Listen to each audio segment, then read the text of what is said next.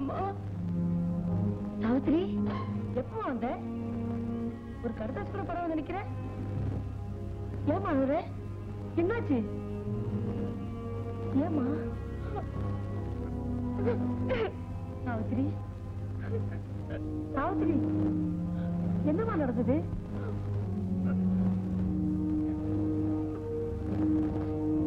என்னம்மா ஒண்ணுமே சொல்லாம போது?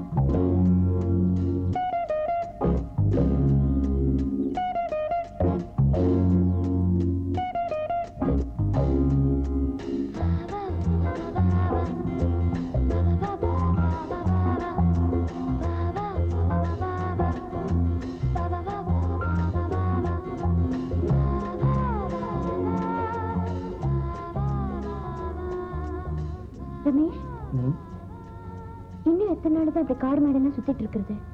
ஏன் சாஸ்திரி, இது உங்களுக்கு பிடிக்கலையா? பிடிச்சிருக்கு. ஆனா இதை விட குடும்பம் நடத்தணுங்கிற ஆசை, 4 செவத்துக்குள்ள நல்லது கெட்டது அனுபவிக்கணுங்கிற ஆசை, உங்களுக்கு வகையா சமைச்சு போடணுங்கிற ஆசை. உன் ஆசை கூடிய சீக்கிரம் நிறைவேற கிடவது என் ஆசீர்வாதம். எப்ப நான் கல்யாணம் பேச்சு எடுத்தாலும் ஏதாவது வேடிக்கையா பேசி பேச்ச மாத்துறீங்க. அதுவே எனக்கு பயமா இருக்கு. சாவித்ரி, நான் ஒரு சிக்கல்ல மாட்டிட்டு இருக்கேன். அந்த பிசினஸ் சம்பந்தத்தை ஒரேடியா க்ளோஸ் பண்ணி மூடிடலாம்னு முடிவு பண்ணிருக்கேன். ஏன் பிசினஸ் சரியா நடக்கலையா? ஆமா, மனசுக்கும் கஷ்டம், எல்லாத்துலயும் நஷ்டம். சாவித்ரி, இன்னும் கொஞ்ச நாள் காத்துரு. அதுக்கப்புறம் உன்னை கல்யாணம் பண்ணிக்கிட்டு இந்த ஜென்மம் பூரா சந்தோஷமா வாழ்வோம். சாவித்ரி, என்ன வெக்கமா இருக்கா?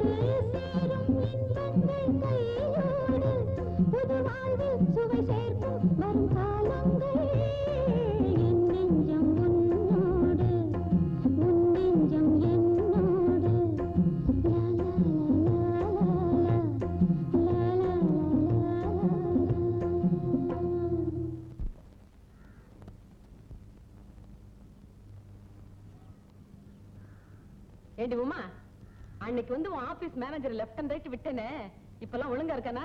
மூச்சு விடுறது இல்ல மேடம். பின்ன என் ஒர்க்கிங் உமன் ஹாஸ்டல்ல தங்கி இருக்கிற ஒரு பொண்ணு கிட்ட ஒருத்த வாலாட்டினா இந்த இந்துமதி சும்மா விட்டுடுவனா? மேடம், உங்க ஹஸ்பண்ட் வர. ஹஸ்பண்ட் மொட்டையா சொன்னா எப்படி? சித்த வைத்திய சிகாமணி ஆதி மூலம்னு சொன்னா தான் புரியும். கேர்ள்ஸ், நீங்களா உங்க ரூமுக்கு போங்க, நான் ஒரு முக்கியமான விஷயம் பேச போறேன். என்ன பேச போறீங்க? சொல்றேன். இந்த சாவித்திரிய முதல்ல நம்ம ஹாஸ்டல்ல இருந்து அனுப்பிச்சிரு. ஏதாவது தப்பு நடந்து போச்சுன்னா என் பேர் தான் கெட்டு போகும். சாவித்திரி அப்படின்னா தப்பு பண்ணா? தப்பு பண்ணுனாலா இல்லையான்னு எனக்கு தெரியாது. தப்பு பண்ற அளவுக்கு நெருங்கி பழகுறா. அப்படியா? பையன் யாரு? ஆம்பளைதான். விளையாடாதீங்க. அவள் அது கூட விளையாடுறா. யாரு சொல்லுங்க? எனக்கு தெரியாது. யாரோ ஒரு பையன் கூட கொஞ்சி குலாவறத என் கண்ணால பார்த்தேன். சாவித்திரி அப்படி நடந்துகிட்டா? நம்பவே முடியலையே.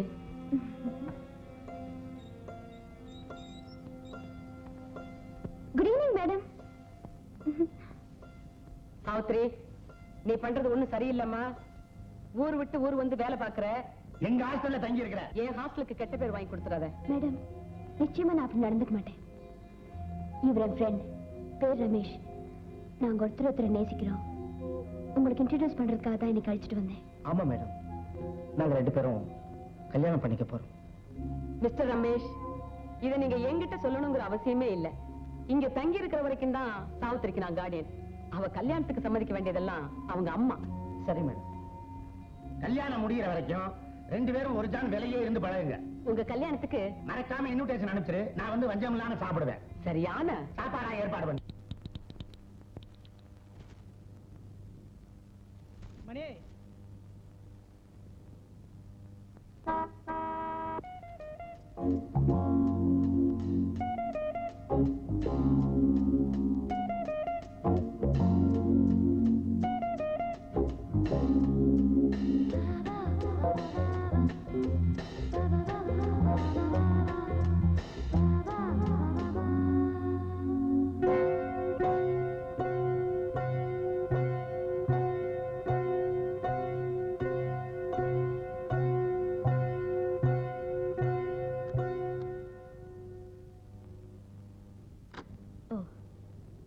நீதான் சாவித்திரியா? ஆமா. நீங்க? கார்ல ஏறு. உங்ககிட்ட முக்கியமான விஷயம் பேசணும். ரமேஷ் வந்து கூப்பிட்டதா வருவியா? வா, வண்டியில ஏறு.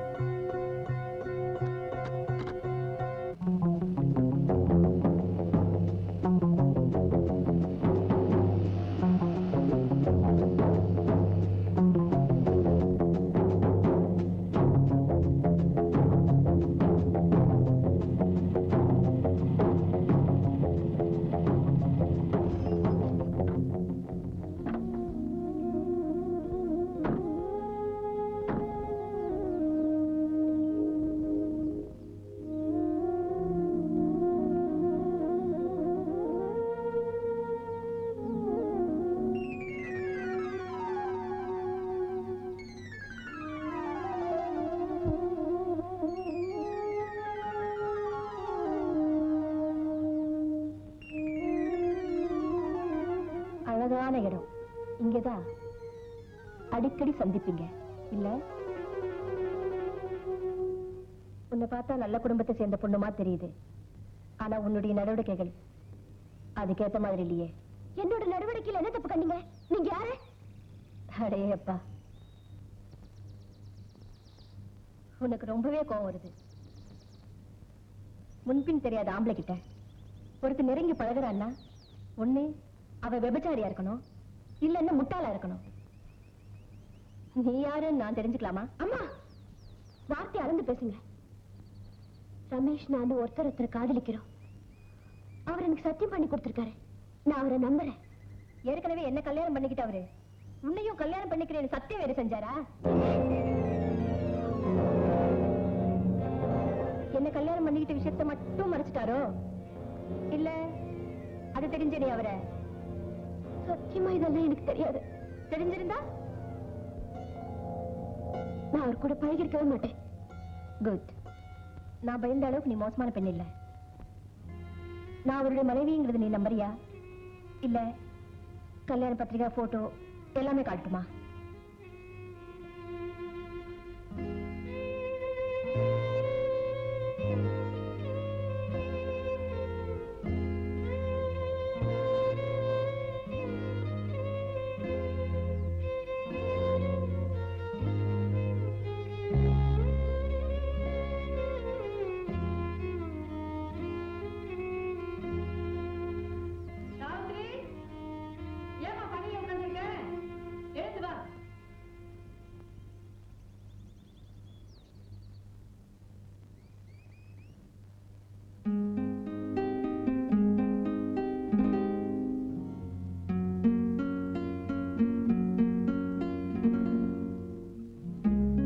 கல்பனா, மணி 10:30 ஆகுது.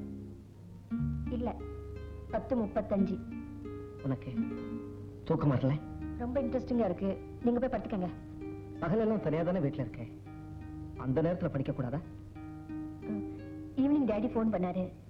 உங்க பிசினஸ்க்காக அவர் வாங்கி கொடுத்த 5 லட்சம் ரூபாய்க்கு 2 மாசமா வட்டி கட்ட நீங்க. 2 மாசமா பிசினஸ் கொஞ்சம் டல்லா இருக்கு, அனுப்பிடலாம். ஆமா, வட்டியை பத்தி பேசுற நேரமா இது? இன்னைக்கு குளிர் கொஞ்சம் அதிகமா இல்ல? கையெல்லாம் ஜில்லுன்னு இருக்கு, தொட்டு பாரு. ரமேஷ், சும்மா தொந்தரவு பண்ணாதீங்க, எனக்கு மூடு இல்ல.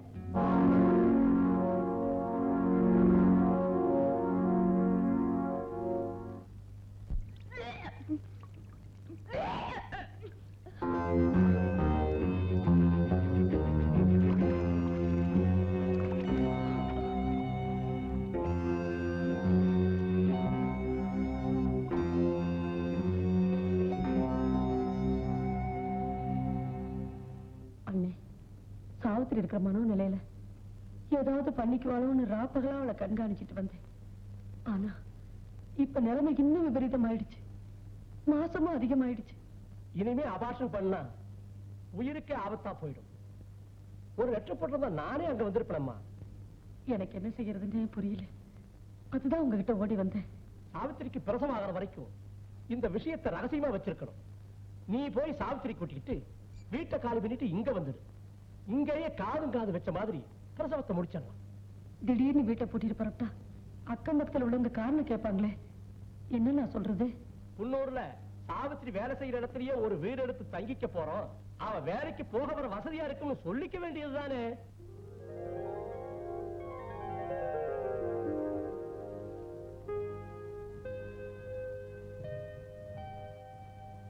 கல்பனா, முருகன் வள்ளி தெய்வானையோட இருக்கிற இந்த சிலையை பாத்தியா? ஒரு மனுஷனுக்கு கல்யாணத்துக்கு பிறகும் காதல் வருங்கிறதுக்கு வள்ளி முருகன் காதல் ஒரு உதாரணம். டெல்லியில வாங்க, எனக்கு ரொம்ப பிடிச்சது. எனக்கு கொஞ்சம் கூட பிடிக்கல. ஒழுங்கா ஒருத்தையோட வாழ முடியாத ஆம்பளைங்க அவங்களுக்கு சாதகமா ஏற்படுத்தின கட்டுக்கதை அதான் இந்த முருகன். 2 பொண்டாட்டிக்காரன் கதை. கிருஷ்ணனுக்கு கூட 2 மனைவி, பாமா, ருக்மணி. கடவுளுக்கும் ஆளுக்கு ஒரு பிரச்சனை இருந்திருக்கலாம், அதனாலதான் இன்னொருத்திகிட்ட மனசை பறி கொடுத்திருக்காங்க. பாமா பொல்லாத கோபக்காரி. என்ன மாதிரி என்ன மறைமுகமா சொல்றீங்களா? நோனோ, நான் அந்த மாதிரி சொல்லல. அது என்ன 2 பொண்டாட்டி கட்டிக்கிட்ட கடவுள் பேராவே சொல்றீங்க? ஏக பத்னி வர்த்தன் ராமன் கடைசி வரைக்கும் ஒருத்தியோட வாழ்ந்திருக்கானே. அவங்க அப்பா தசரதனுக்கு எத்தனை மனைவி தெரியுமா? 3 பேர். அந்த தசரதன் இந்த காலத்துல இருந்தா ஜெயில கம்பி எண்ணிக்கிட்டு இருப்பாரு. சரி, அதை விடு. இப்போ நான் ஒருத்தைய கல்யாணம் பண்ணிக்கிட்டேன்னு வச்சுக்க, நீ என்ன ஜெயிலுக்கு அனுப்பிடுவியா? இல்ல, நான் ஜெயிலுக்கு போவேன். எதுக்கு? உங்களை கொன்னுட்டு. சே, நான் சும்மா விளையாட்டுக்கு சொன்னேன். நீ இவ்வளவு உணர்ச்சி வசப்படுறிய? உங்களுக்கு எல்லாமே விளையாட்டாதான் தோணும். சரி சரி, நான் போய் குளிச்சிட்டு வரேன். நல்ல அழுக்கு போக தேய்ச்சு குடிங்க.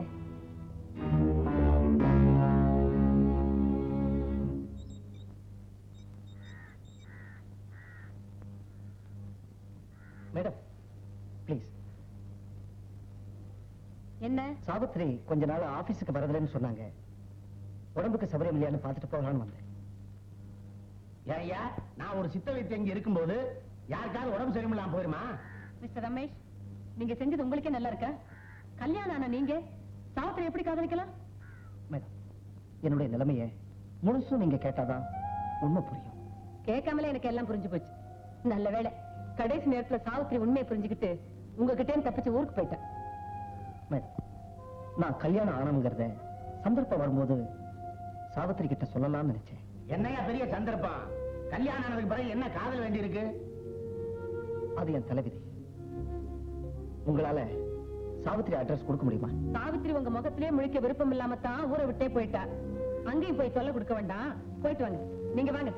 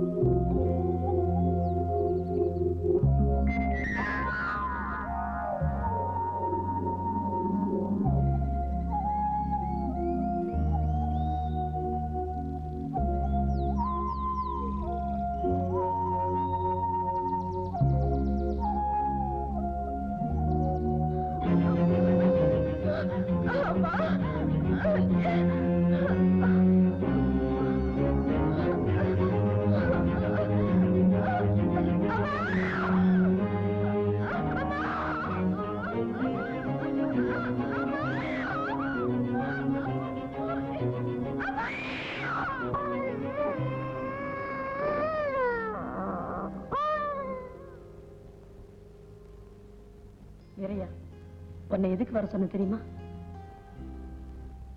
இந்த குழந்தையை வளர்க்கிற பொறுப்பை உங்ககிட்ட ஒப்படைக்க இந்த ஏமா, இது யார் குழந்தைங்க? என் தூரத்து சொந்தக்கார பொண்ணு ஒருத்தி பிரசவத்துல செத்துட்டா. அவ குழந்தை இது. ஓன் பட்டாட்டி பச்சை பிள்ளைக்காரி தானே. தாய்ப்பால் கொடுத்து வளர்க்க வசதியா இருக்கும்னு அண்ணங்கிட்ட நான் தான் இந்த யோசனை சொன்னேன். இந்தா, இத குழந்தைய வளர்க்கிற செலவுக்கு வச்சுக்க. வேணாங்க, அம்மாவோட வீட்டுக்காரர் இருக்கிறப்ப அவங்க வீட்டு உப்பு எவ்வளவு தின்னு வளர்ந்தவங்கண்ணா, இந்த குழந்தைய வளர்க்கறதுனா ஒரு பெரிய விஷயங்களா? பரவாயில்ல வீரையா, வாங்கிக்க. சாவித்திரிமா வரலமா? இல்ல, அவ குன்னூர்ல இருக்கா. இந்த காரியத்துக்காக நான் மட்டும்தான் வந்தேன். சத்தம் போடாதம்மா, பாலை குடிச்சிட்டு பேசாம தூங்கு. ஏன் இப்படி கத்தி தொலைக்கிற? பெரிய வம்பா போச்சு. சத்தம் போடாதம்மா, தூங்குமா. தாய்ப்பால் கொடுக்கறதுக்கு வக்கு இருக்கணும், புட்டிப்பால் வாங்குறதுக்கு வழி இருக்கணும். எதுவும் கிடையாது. என்ன பண்றது? பெத்து தொலைச்சாச்சு. இந்த மனுஷனை வேற இன்னும் காணோம். செல்லாயே, செல்லாயே, பாவம் குழந்தை கத்தி கத்தி தொண்டை வறண்டு போச்சு, கொஞ்சம் பால் கூட. ஏறி அந்த பிள்ளை, இதுக்கு நான் ஏன் பால் கொடுக்கணும்? நான் பெத்த பிள்ளைக்கே பால் ஊறல. அது எப்படி ஊறும்? 2 நாளைக்கு ஒரு வேளையாவது சோறு தின்னா தானே. இந்த சனியனை எந்த குப்பை தொட்டில இருந்து தூக்கிட்டு வந்த? ஏண்டி லோ லோன்னு கத்துற? இனிமேட்டினா 3 நேரமும் கறியும் சோறு திங்கலாம்டா. பாத்தியா? ஏறி அவ்வளவு பணம்? பணம்னா பொழுதுடுவிய வாய. ஏண்டி இந்தா புள்ளைய எடுத்துட்டு போய் பாலை கொடுப்பா. அம்மா சொந்தருக்குமே. யாரோ நம்ம லட்சுமி அம்மாவோட தூரத்து உரமுறை பொண்ணா, இந்த புள்ள பிறந்த உடனே அது செத்து போச்சான். அடே அப்பா, உன் பொண்டாட்டி பச்சை புள்ளக்காரி தானே, அதனால இதை எடுத்துட்டு போய் நீ வளர்த்துக்கடான்னு சொல்லி 1000 ரூபாய் பணம் கொடுத்தாங்க. ஏன் மாசம் மாசம் பணம் கொடுப்பாங்களா? இதோட விட்டுருவாங்களா? பரதேசி பரதேசி, அதெல்லாம் ஒண்ணு கண்டிஷனா சொல்லடி. ஏதோ அப்பப்ப பார்த்து கொடுக்குறேன்னு சொல்லி இருக்கிறாங்க. இந்த பாரு, இந்த பழபழ பேச்செல்லாம் எனக்கு பிடிக்காது. மாசம் மாசம் ஒழுங்கா பணம் வந்து சேரணும். இல்ல புள்ளைய கொண்டு போய் அங்க கொடுத்துறாமா.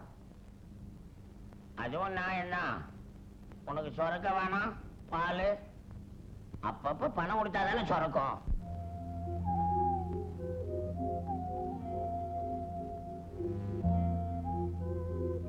சாவித்திரி, ஏமா அழுதுகிட்டே இருக்கிற?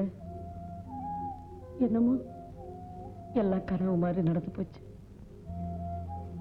ஏம்மா, குழந்தை இறந்தே பிறந்ததா இல்ல பிறந்த அப்புறம் இறந்ததா? இறந்துதான் பிறந்ததும்மா. சாவித்திரி, உன் வாழ்க்கையில இப்படி ஒரு சம்பவம் நடந்ததுங்கிறது நீ மறந்துடணுமா?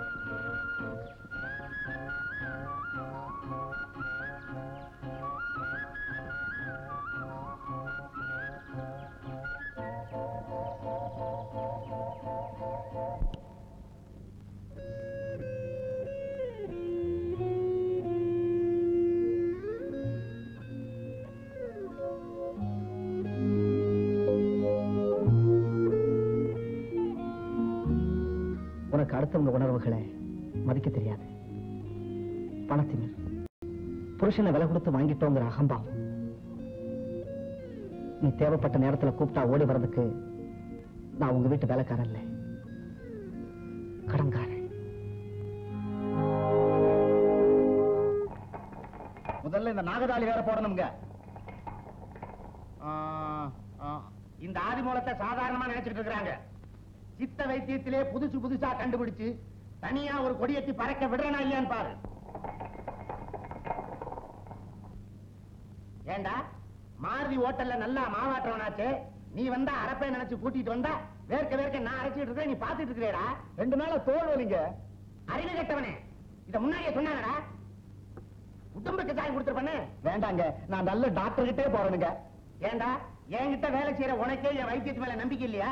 இரு உன்னை மறுபடியும் மாருதி பவனுக்கு மாவாட்ட அனுப்புறேன். என்ன லட்சுமி கோமதி எல்லாம் போயிட்டாங்களா? போயிட்டாங்க மேடம், நான் ஆபீஸ் போயிட்டு வரேன். போயிட்டு வா. இந்த பாரு, சினிமாவுக்கு போயிட்டு ஓவர் டைம் அது இதுன்னு போய் சொல்லிட்டு இங்க வந்த எனக்கு கெட்ட கோவம் வரும், என்ன தெரியுமில்ல? போ. அப்பா வைத்தியர் இருக்கிறாரா? என்ன ஒரு மாதிரியா பாக்குற? மூஞ்சி அந்த பக்கம் திருப்பு. முடியலீங்களா? கழுத்தை திருப்ப முடியலையா? ஆமாங்க, அதனாலதான் வைத்தியரை பார்க்க வந்தேன். வைத்தியர் இருக்கிறாரா? மாடியில தான் இருக்காரு. அப்பா, கீழே நான் பெண்கள் விடுதி நடத்துறேன், மேல அவர் சித்த வைத்தியசாலை வச்சுக்கிட்டு நியூசன்ஸ் பண்றாரு. லோகமா ஐயா வந்திருக்காங்க. என்னய்யா, என்னாச்சு? ஒரு 4 நாளா இப்படியே இருக்குதுங்க. ஒரு சைடா படுத்திருந்தியா? இல்லைங்க. யாரையாவது ஒழுங்கு காமிச்சியா? இல்லைங்க. என்னையா பொம்பளை மாதிரி வெட்டப்படுற? விவரத்தை சொல்லியா?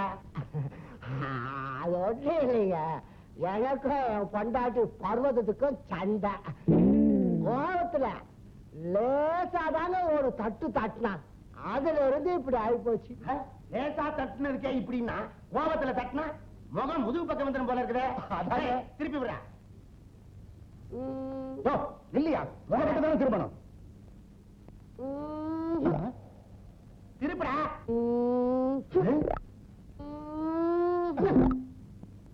தள்ளுடா.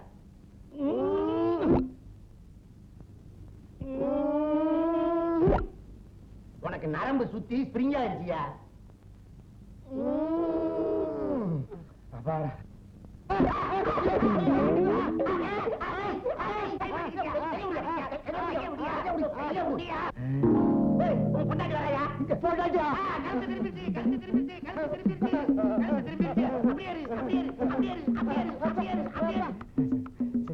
வைத்திரையா, நீங்க ரொம்ப நல்லா இருப்பீங்க.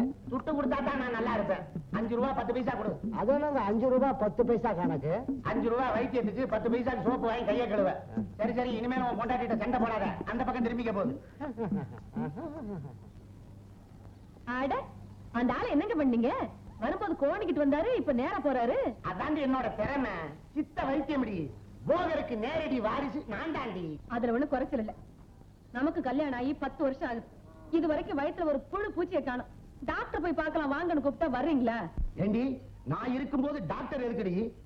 இந்த பாரடி, கருத்தரிப்பு குழியை ஒண்ணு தயார் பண்ணி இருக்கிறேன். காலையில எழுந்திருச்சு பல்ல விளக்கிட்டு வெறும் வயிற்றுல லபக்கு லபக்கு லபக்கு லபக்கு லபக்குன்னு முழுங்கு.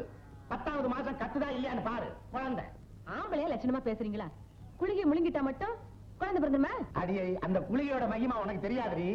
அந்த குளிகைய ஒரு இடத்துல கொடுத்திருக்கிறேன். 10வது மாசம் வயிற்றை தள்ளிட்டு வந்து நிக்க போறா. நீ மூக்கு மேல வேலை வச்சுட்டு பார்க்க போற பாரு. இப்படியே பேசிக்கிட்டு இருங்க மூஞ்சி. லட்சுமி, ஒரு வகையில பார்த்தா சாவித்திரிய குமார் கட்டிக்கிற முறைதான் நம்ம குடும்பத்துக்கு தூரத்து சொந்தம். கல்யாணம் முடிஞ்சதுமே மெட்ராஸ்ல தங்கிடலாம்னு இருக்கேன். அப்போ சிங்கப்பூர் வியாபாரம் அத மேனேஜர் பாத்துக்குவேன். ஓ, தேவைப்படும் போது நான் போயிட்டு வந்துருவேன். அத்தைக்கு மகளை பிரிஞ்சிருக்கணும்னா கஷ்டமா தான் இருக்கும். அப்படி எல்லாம் ஒண்ணு இல்லைங்க. என் பொண்ணு எங்க இருந்தாலும் சந்தோஷமா இருந்தாலும் அதுவே எனக்கு போதும். எங்க கூடவே இருக்கலாம், வேற யாரும் இருக்கா? இனிமே எனக்கு தாய் தகப்பன் எல்லாமே அவங்கதான். அப்புறம் என்ன, என் தங்கச்சிக்கு இனிமே மகளை பத்திய கவலையே இல்லை. சரி, அது இருக்கட்டும். கல்யாணத்தை பத்தி பேசுவோம். பேசுறதுக்கு என்ன இருக்கு? பெரியவங்க, நீங்க பார்த்து செஞ்சா சரி. சரி, அப்புறம் புறப்படுறேன். நல்லது. வணக்கம். லட்சுமி, குமார் அனுப்பிச்சிட்டு வரேன். அம்மா, என்ன நினைச்சுக்கிட்டுமா இந்த கல்யாணத்துக்கு சம்மதிச்ச? என் கதை உனக்கு தெரியாதா? கல்யாணம் பண்ணிக்க எனக்கு என்னமா தகுதி இருக்கு? சாவித்திரி, எத்தனை சொன்னாலும் திரும்ப திரும்ப இப்படியே பேசிட்டு இருக்கிறிய. நீ குற்றவாளி இல்ல. இல்லம்மா, நீ என் மேல வச்சிருக்கிற பிரியத்துல இப்படி எல்லாம் பேசுற. அது மட்டும் இல்லம்மா, அறியாம ஏதோ தவறு நடந்து போச்சு. அதை நாம தான் திருத்திக்கணும். அதையே நினைச்சு புலம்பிட்டு இருக்கிறதுல என்னமா ஆக போகுது? தவறு திருத்திக்க இன்னொரு தவறு செய்யறது ஒரு நாள் நியாயம் ஆயிடாதம்மா. தவறு சரிங்கிறதெல்லாம் நாம எடுத்துக்கிறத பொறுத்துதாமா இருக்கு. இல்லம்மா, இந்த கல்யாணத்துக்கு நான் சம்மதிச்சா வாழ்நாள் பூராவும் நான் முள்ளு மேல நிக்கிற மாதிரி இருக்கும். வேண்டாமா, இந்த அக்னி பரீட்சை எனக்கு வேண்டவே வேண்டாம்.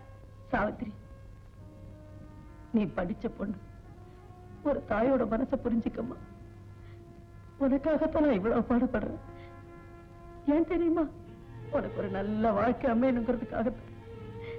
எனக்கு வேற எந்த பொண்ணு புள்ள இருக்காங்க கல்யாணம் பண்ணி வச்சு கண்குளிர பாக்குறதுக்கு? சாவித்திரி, இந்த கல்யாணத்துக்கு நீ சம்மதிக்கலன்னா நான் எதுக்காகமா உயிரோட இருக்கணும்? உன் விருப்பப்படியே செய்.